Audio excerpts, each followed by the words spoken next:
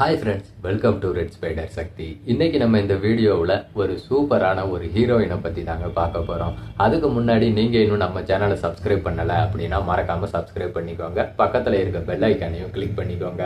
இப்போ வீடியோக்குள்ளே போகலாம். அதாவது தமிழ் சினிமாவில் முக்கியமான நடிகர்கள் எல்லார் கூடயுமே ஜோடி சேர்ந்து நடிச்சிட்டாங்க நம்ம அனுஷ்கா செட்டி. குறிப்பா அவங்களோட நடிப்புல ரிலீஸ் ஆன அருந்ததி திரைப்படம் பாத்தீங்கன்னா அனுஷ்காவை வேற லெவலுக்கு கொண்டு போச்சுன்னே சொல்லலாம்.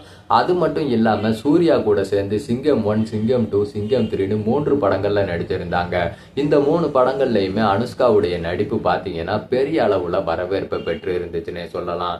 தமிழ்ல இப்படி ரெக்க கட்டி பறந்துட்டு இருந்த அனுஷ்கா சைஸ் 0 அப்படின்ற ஒரு படத்துடைய ரீமேக்கா இஞ்சி இடுப்பழகி அப்படின்ற ஒரு படத்துக்காக தன்னோட உடல் எடையெல்லாம் செமையா கூட்டி அதுக்கப்புறம் அந்த உடல் எடையை குறைக்க முடியாம போய் இப்ப சினிமாவிலேயே ஆள் அடையாளமே தெரியாத அளவுக்கு போயிட்டாங்க. இப்ப அவங்களோட கைவசம் 1-2 படங்கள் மட்டும் தாங்க வச்சிருக்காங்க. இப்ப இவங்களை பத்தி சுவாரஸ்யமான ஒரு தகவல் ஒண்ணு வந்திருக்கு. அதாவது அந்த தகவல் என்ன அப்படின்னு பாத்தீங்கன்னா, கிறிஸோட இயக்கத்துல தெலுங்குல ரிலீஸ் ஆகி மிகப்பெரிய ஹிட் அடிச்ச திரைப்படம் தான் வேதம். இந்த வேதம் படத்தை பாத்தீங்கன்னா தமிழ்ல சிம்பு, பரத், அனுஷ்காவோட நடிப்புல வானம் அப்படிங்கிற பெயர்ல ரீமேக்கும் பண்ணி ரிலீஸ் பண்ணாங்க. ஆனா தெலுங்குல பெரிய ஹிட் அடிச்ச இந்த படம் தமிழ்ல பாத்தீங்கன்னா சொல்லிக்கிற அளவுக்கு பெரிய வரவேற்பை பெறல.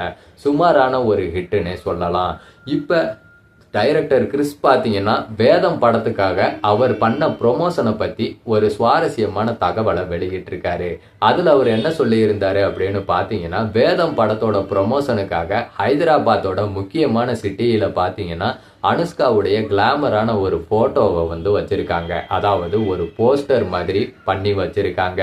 அந்த போஸ்டரை பார்த்த டிரைவர்கள்லாம் போஸ்டரை பார்த்துக்கிட்டே போய் ஏகப்பட்ட விபத்துக்களை நடத்தி இருக்காங்களாம்.